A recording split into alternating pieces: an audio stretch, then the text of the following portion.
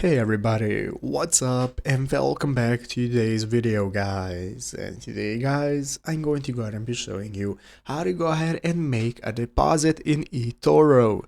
This is a very simple thing to do, so make sure to watch this quick and easy video till the very end, follow my steps correctly so you can make sure this works the same for you and you can do this yourself.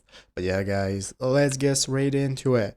So the first thing we want to do is to go ahead and open up the official eToro website if you have not already by going to eToro.com right here. If you're using it on your mobile device, you can just go ahead and open up the application. So once you've done that, you are going to be seeing the join eToro button. If you do not already have an account, you can go ahead and use it to create an account and get started making a deposit. If you have an account already, just go ahead and use the login button right here in the upper right corner.